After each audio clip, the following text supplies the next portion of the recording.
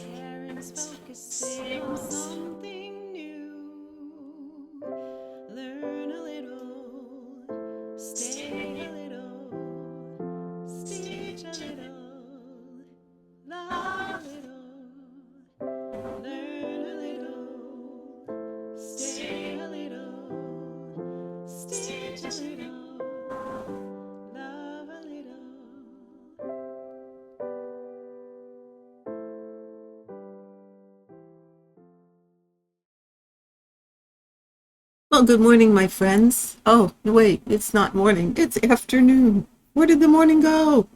Anyway, today I'd like to focus on a question that I had from a viewer, and my daddy's favorite was the one that asked this question. Now, I know a lot of you, and myself included, buy the pre-gridded fabric. However, it gets a little expensive, especially in this day and age when, funds are a little tight for many, many people. So in the long run, it is a bit cheaper to buy ungridded fabric and grid it yourself. So how do we do that? Well, there's options. Some people, and this I don't do, but some people buy the sulky sliver, which is like a thin metallic ribbon, and they actually sew their grid on the fabric. Now, for myself, I don't like that because I don't like that filament being in the way of when I'm trying to stitch. I feel like I always have to move it out of the way, and then that annoys me, and I don't like that. But that's only my personal opinion. There are some people that is all they do, and that is wonderful. Again, as I always say, if it works for you, that's what you do. There are people that use fishing line to do the same thing. And those two products are chosen mainly because you can't pierce them with your needle, and they're much easier to remove than when your piece is finished. So that's just going to pull right out. If you use, say, sewing thread, or you have leftover embroidery floss that you want to grid with, I would not recommend that, mainly because your needle will, beyond a doubt, it's going to happen. It's going to pierce that thread. And then when you go to remove it, it's not going to be very easy to remove, if you can remove it at all. So I would not use those types of threads. If you're going to sew on your grid, then use something that your needle will not pierce and prevent that thread from coming out easily. There are those that use the friction, I can never say that word, the pens that you can buy, and then they are heat removable. That is certainly another option to use. I personally don't have any of those, so I can't speak to that because I have not tried them. I found what I like, and then that is what I use all the time when I'm gridding mine. So again, you try some different things and see what works for you. What I tend to use is Bohan puts out this blue marker, and it has a very, see if you can see it. It has a very fine tip so that you can get in betweens, especially if you're doing something like on 25, 32 count or any of those counts, because that tends to be where the problem is of staying in between those fabric threads. So you want something that's going to leave a very fine point. Well, here, no, we'll get to that. The other thing I use is a Bohan chalk pencil. Now this has ceramic chalk, so it isn't like black. It isn't like blackboard chalk. So that's not the kind of chalk this is. This is a ceramic chalk that is very fine and easy to get between your threads of fabric so that you can mark the grid rather easily. This is what I use 99.9% of the time. It's put out by Bohan. And the chalk, you can buy little packs of it, and it's like 4 or 5 pieces of chalk within the package. It takes a while to go through one piece of the chalk. It seems to last fairly, at least it does for me. But then again, I only grid as I go. I don't grid the whole thing at one time, because this chalk, through just your normal process of stitching, is going to wear off a bit. And there are times that you end up having to go over it again. So I only grid a section at a time, stitch that section, and grid some more, or grid as I need it. Probably I wouldn't grid more than a page at a time if I was going to go that big of a section. But this is my favorite. This is my go-to mark. Now, the other thing I found on Amazon, and I have used this, and I might use this a little bit today. It is called a dressmaking pencil, and it is chalk. I believe it's chalk. So I will use this at times. It has a little brush eraser thing. So I haven't used this a lot. So I would, if you decide to go this route, I would test it. My assumption is, since a dressmaker uses it, it will wash out, because I don't think any dressmaker out there is going to put chalk or a pencil on their fabrics that is not going to be able to be removed, or if they're making dresses for somebody or altering pants or whatever, somebody's going to be pretty mad if it comes with blue marks on it. So I'm going to assume this is probably pretty easily removed, just like the ceramic chalk is easily removed. So this is another option. What I would warn you about, and ask me how I know, is please, please, please, please don't use a regular lead pencil. If your stitching piece is going to be all very dark colors, it's probably not going to make a difference. And I will say that right up front. However, if you have areas of light colors and you've used a lead pencil, even a lead mechanical pencil, it's still the same kind of lead, it is not going to come out. I used one on my very first, when I started stitching full coverage here about Oh, I guess it's maybe 3 years ago now, 3 or 4 years ago. And I used a lead pencil because at that point in time, I didn't know any better. We all learn things along the way. And I've learned just like you folks have learned. And I used a lead pencil. And I stitched over it. And there were areas that were, like yellows and golds and whatever. And you could see the pencil through it because I was a little heavy-handed when I marked it. And I also ran those grid lines down below the edges of the actual stitched area.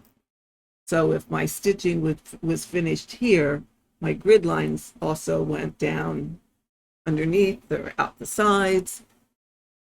And this particular piece, I framed it myself, but I did not frame it right up against the stitching because, again, that was my first time of figuring out measurements to frame things myself.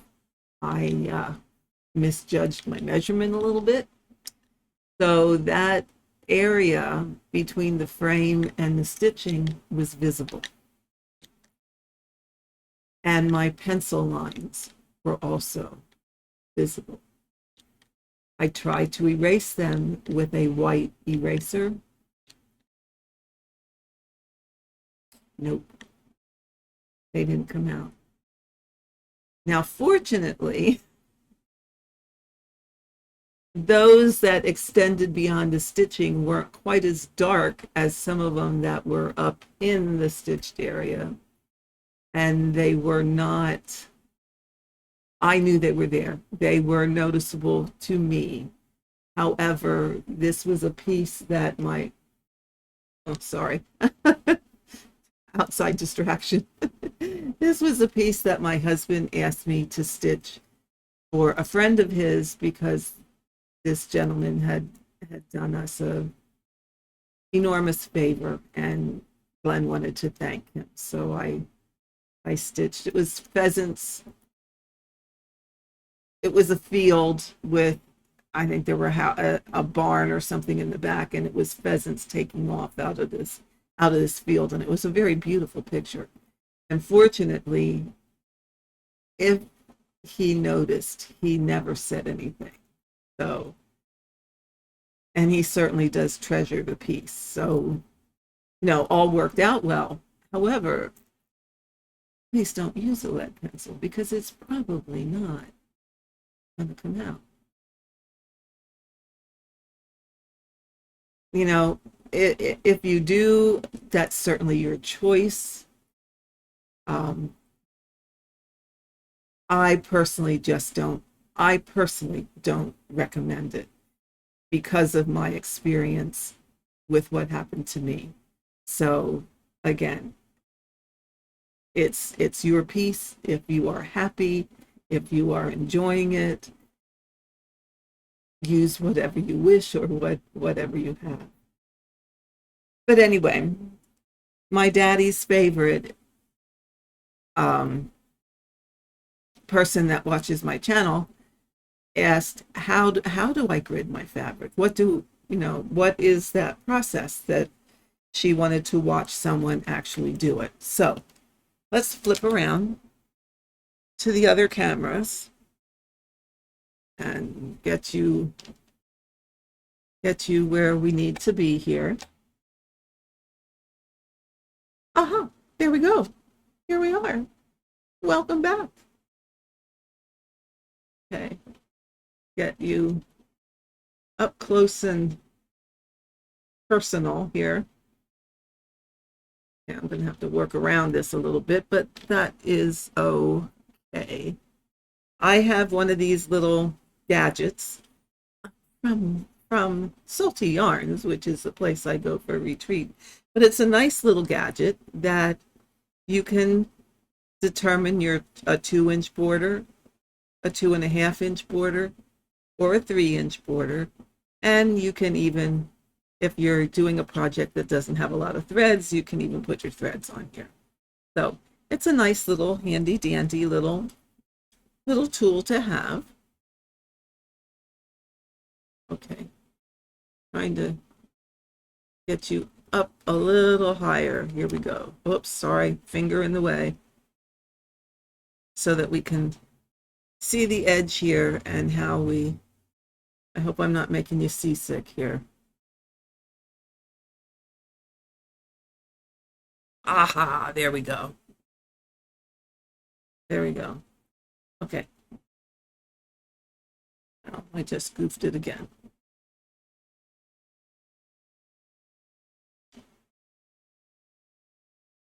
Always adjusting a camera. Don't it figure? Is anything ever easy for me? No. Now, that's one item that you can use. If you don't have one of these corner markers, here's a little trick. Here's a little trick. Most of us have sticky notes. A sticky note is 3 by 3. And just to show you that that is the case, here we go. This is a 3 by 3 wooden piece. Fits exactly on top of a sticky note. So a sticky note is 3 by 3. And if you don't have something like this, you can certainly use a sticky note to determine your margin. Now I cut this piece of fabric so that I would have a 3-inch margin. And that's why I'm doing it again. Why I do this to me, I don't know. I am going to have a new start. I was going to start the Grand Library and do the great big piece that a bunch of people are doing. However, I saw, I think it's called the quick stitch of the center part of the Grand Library, which is the fireplace and the chair and just that center part. Well, I don't know what's so quick about that because that center part is almost as big as the whole thing. However, I like that called to me more than doing the whole thing. So it will be the rest of my life project. But I'm going to start it and give it a go. So this is my piece of fabric that I'm going to use for that. It is a 20 count fabric that I can see. Thank you. So we're going to mark that today, and I'm going to show you how I do that. So first of all, I take my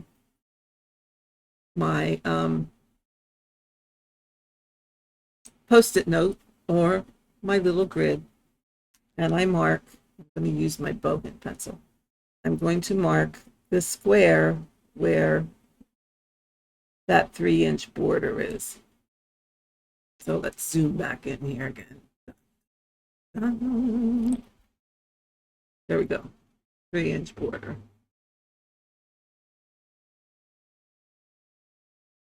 There we go. So now it's just a simple matter of counting and drawing a line. So I know this is going to be the top left-hand corner of my design. So I'm just going to use my chalk pencil and draw along and try and stay. I don't run it for long lengths of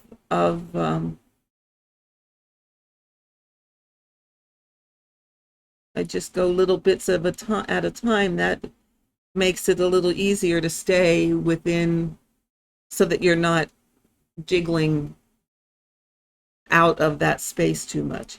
And I'll do the same thing down the side here and just go short distances. Now, if you want to, you could use a straight edge of some kind. I find that just a little bit hard to see, but there are people that use the straight edge and then just draw their lines that way. I find it a little bit harder to stay in between the threads when doing that. So I prefer just to go a little bit at a time and mark off a section. And then it's just a matter of counting your squares. So you're going to count 1, 2, 3, 4, 5, 6, 7, 8, 9, 10, and put a mark. I double checked just so that we don't get 11 or 9, which will throw things off. So 1, 2, 3, 4, 5, 6, 7, 8, 9. Let me do it this way. 1, 2, 3, 4, 5, 6, 7, 8, 9, and 10. And then 10 again. 2, 6, 7, 8, 9, and 10. So I mark a couple all the way across.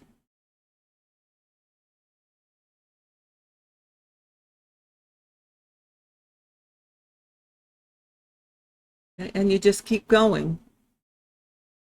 And then before I actually draw the line down, I double check one more time. 1, 2, 3, 4, 5, 6, 7, 8, 9, 10. And then I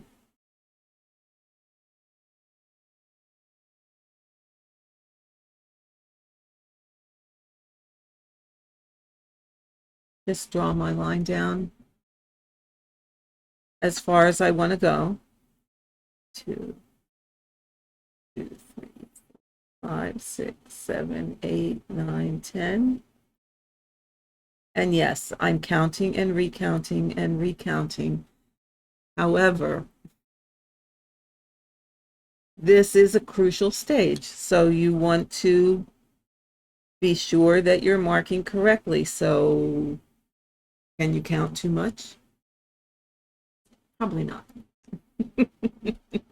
1, 2, 3, 4, 6, 7, 8, 10.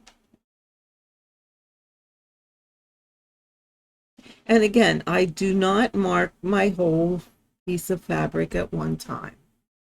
I will only do areas at a time.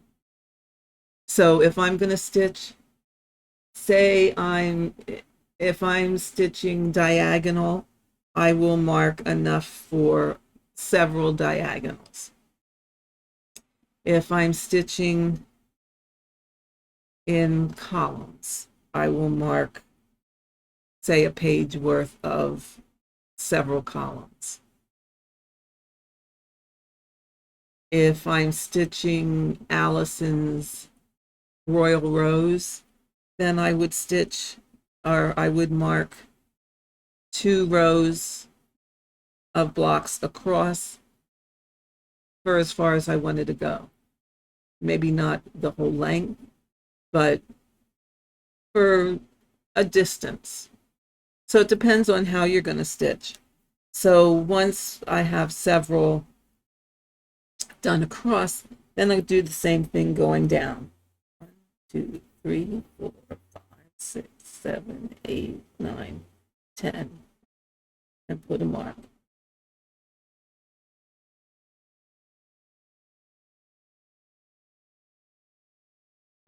Four, 5, 6, 7, 8, 9, 10, and put a mark. Okay, so you would keep going down the side that way, and then I find that if I'm going to get out of the lines, it's when I'm going horizontally. For some reason, that's where my pencil wants to slip. But as you see, this chalk pencil works really rather nicely. And, okay, I went out of the line there. It already has, where am I here? Okay, it already has a white eraser. So if I messed up there a little bit, I can do this. It erases off really easily. And I can just redraw that.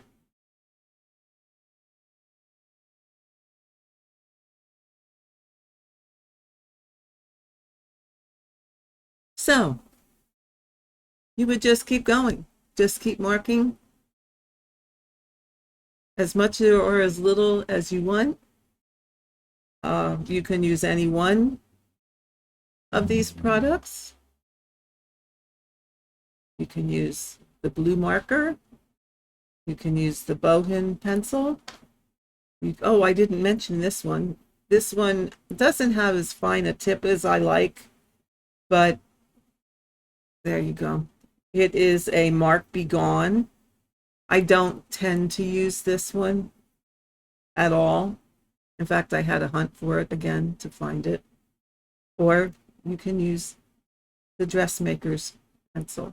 So those are some options that are out there for you to use when you're gridding your own fabric.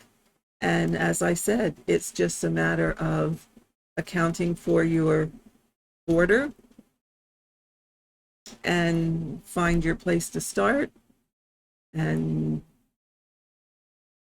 mark away as much as you want. You know, if maybe I'll just stitch this little 2x6 area and then mark some more. I don't take it out of my hoop to mark it. I will keep it in and I will mark while it's in my hoop because I like to stitch all of the area within the hoop before I move it. So you can do it that way also. So I hope you found that helpful. And with that, I am going to say goodbye for now. I will see you in the next episode from the Book of Knowledge. And remember, always, there are no rules in cross stitch, and the only rules are the ones you set for yourself.